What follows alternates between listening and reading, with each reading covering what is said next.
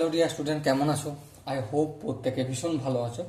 স্ক্রিনের ওপর অ্যাভারেজ বা গড় চ্যাপ্টার একটা কোশ্চেন দেখা যাচ্ছে, তাই না? এই প্রশ্নটা আমরা মন দিয়ে পড়বো, বুঝবো, তারপর অঙ্কটা করার চেষ্টা করব।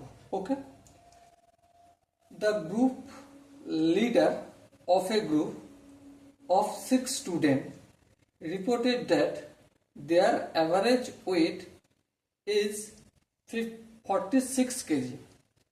When the member of the group were asked about their individual weight, 5 of them answered 50 kg, 52 kg, 40 kg, 66 kg, 48 kg.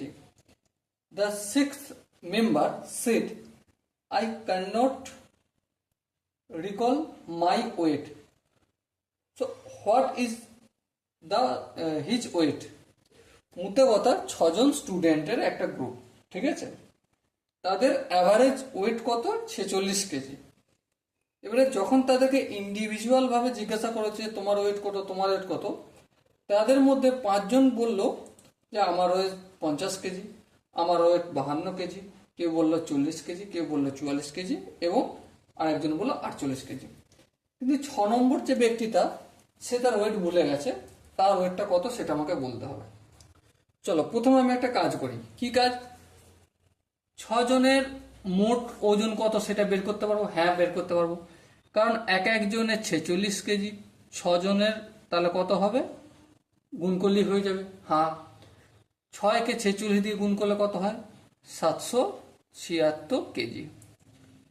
এবারে 5 জনের মোট বয়স কত? 5 জনের মোট বয়স, তাহলে কি করতে হবে আমাকে?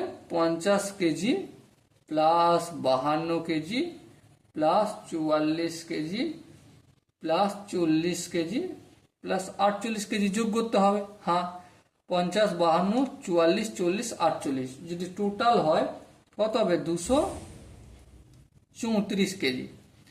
দেখো এখানে কি আছে? 5 জনের ওয়েট আছে, আর এখানে কি আছে? 6 জনের ওয়েট। তাহলে 5 জনের ওয়েট প্লাস 1 জনের ওয়েট সমান তো 6 জনের ওয়েট হবে, তাই না?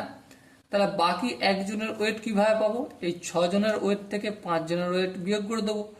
তাহলে 276 থেকে 234 যদি বিয়োগ করে দিই কত হয়? 42 কেজি। তো যেই ব্যক্তিটা ভুলে গেছে তার ওয়েট কত, তার আলটিমেট ওয়েট কত হবে?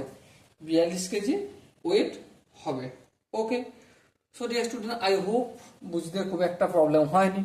যদি কোনো জায়গায় ডাউট থাকে, কোশ্চেন থাকে, তার জন্য কমেন্ট বক্সটা খোলা রইল। ওকে, সো দেখা হচ্ছে পরবর্তী সেশনে। ততক্ষণ মতো ভালো থেকো, সুস্থ থেকো এবং জয় হিন্দ।